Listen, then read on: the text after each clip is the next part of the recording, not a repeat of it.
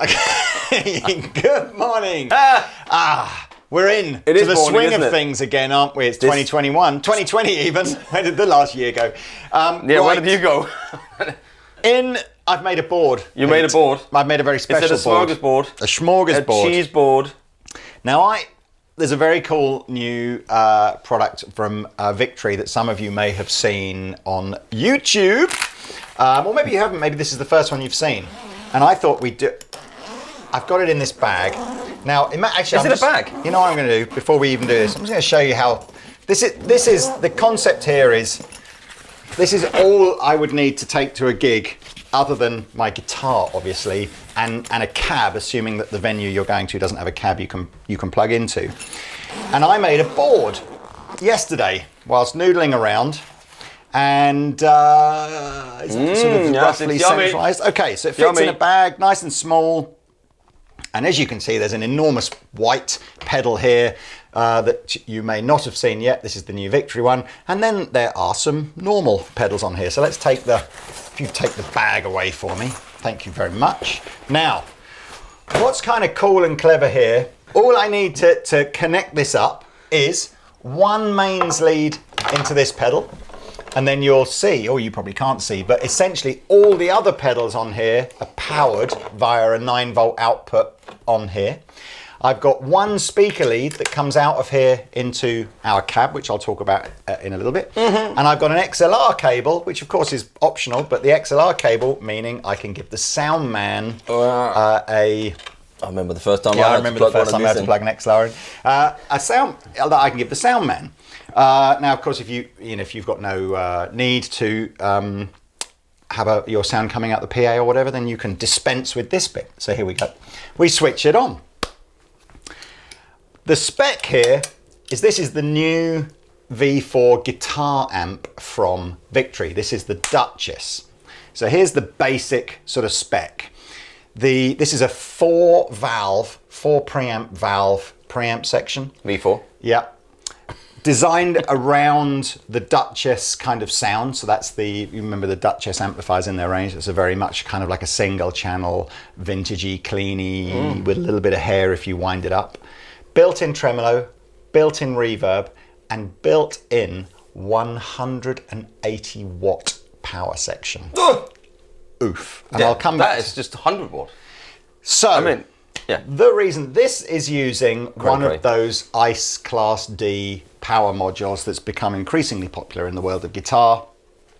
And the reason the 180 watt one has been used is because there is no impedance matching transformer in here. In most similar kind of products, there's no impedance matching transformer for the power section. So the way it works is you get the 180 watts into 4 ohms, you get about 2/3 of that into 8 ohms, and you get about 2/3 of that again into 16 ohms. So by the time you're running into, say, a traditional 16 ohm 2x12 cab with these Class D power sections, you're getting about 1/3 of the power rating that it would have. So if you had a lot of other units on the market which have got the 100 watt Class D power section into a 16 ohm amplifier, you're only getting about 30 watts, which is really not loud enough. They feel loud in a different way, don't they?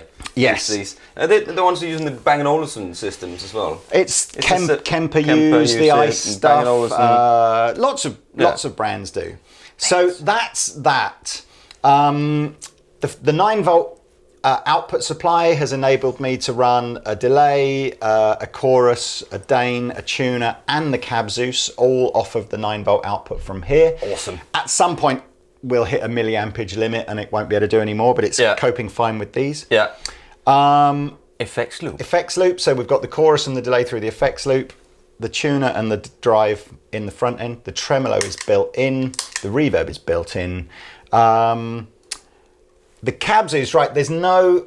Victory explained in their official video that they took the decision not to build cabinet emulation into here because that technology market moves so fast forward. People prefer their own IRs, they make their own ones, they get that one, they like to use this one and that one. So you look at what Two Notes are doing, and GFI are doing, and I'm sure Universal Audio and Even there's new and better cabinet emulation technologies coming out all the time. Yeah. So they've left it out of there, and you've got a line output on here which we're running into here, or of course you can just take the actual speaker output into certain. Anyway, you know all that. It's all Velcroed onto a board. It hardly weighs anything. And this is 180 watts. Now, we should just try it. And I'll talk about the cab, but let's get Pete to just play with a trusty Stratomacaster. And let's have a little listen. Right, Mr. Pete? Yes, Mr. Would you Lee. please take it away? Yes.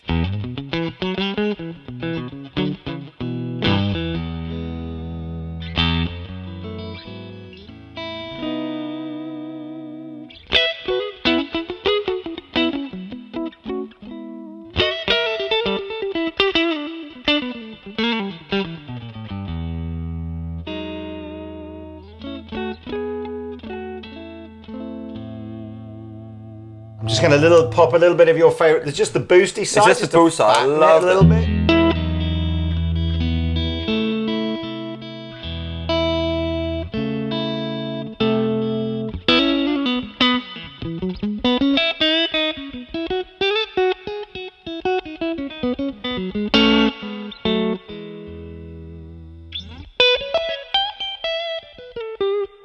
Little bit of.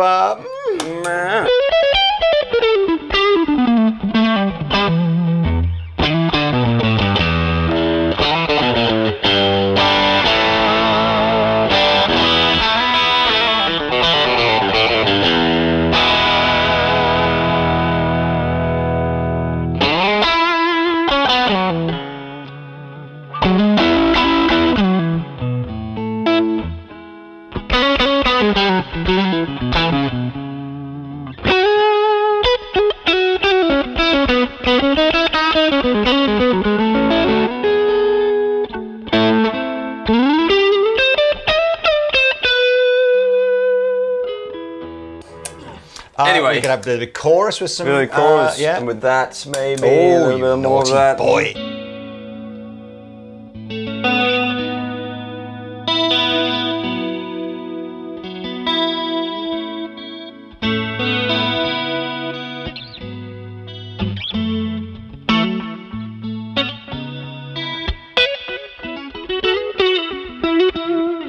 Or, of course, we've got the built-in tremolo here.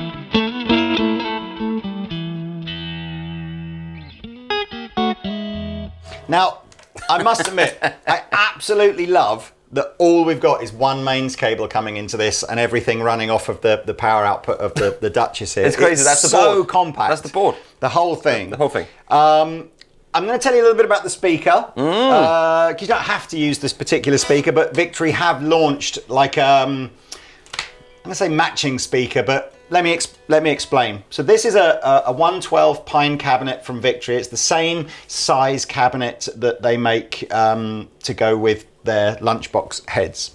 However, the choice of speaker inside it is a departure really from anything that Victory have done before. So it's still by Celestion, but it's the Celestion Copperback.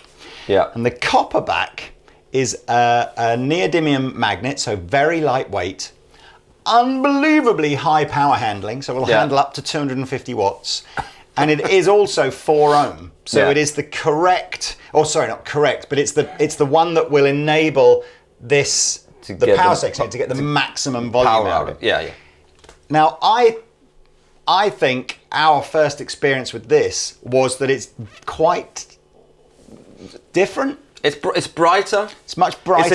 It's like almost like a hi-fi thing, and I think with the ice in here, there is tubes in there which warms it up, but definitely it's got that kind of hi-fi thing that you experience from the old, like boogie amps and the old kind of eminent speaker. Like because really you've got so much power on tap now with this. Yeah.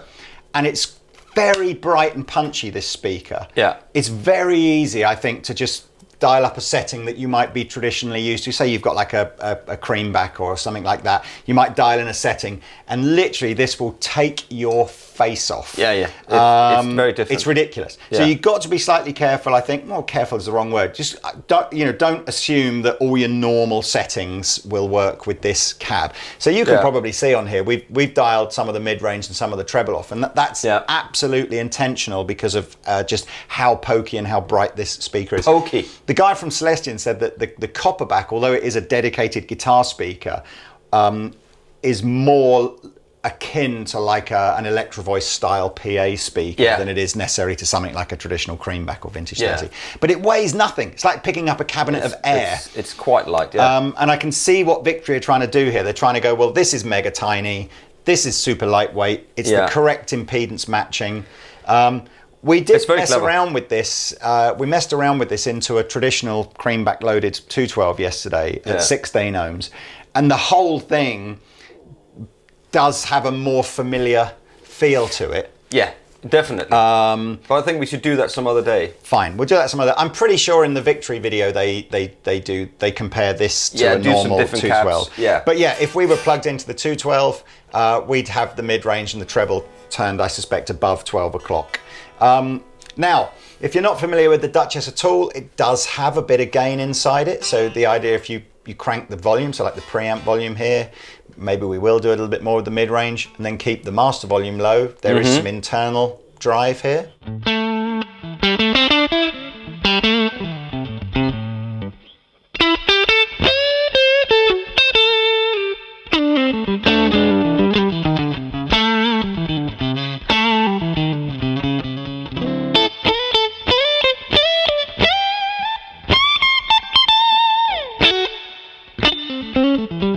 It's so loud. It's snappy. It's really snappy. It is.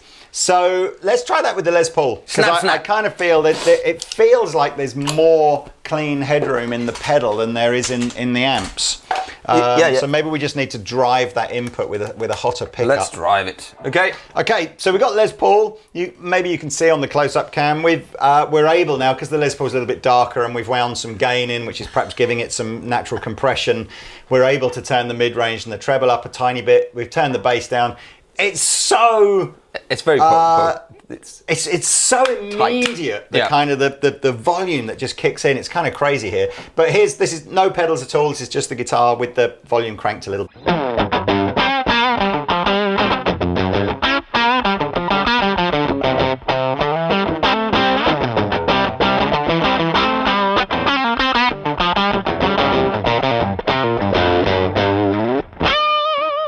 And if we use the boost side of the Dane to just literally drive that a little bit harder.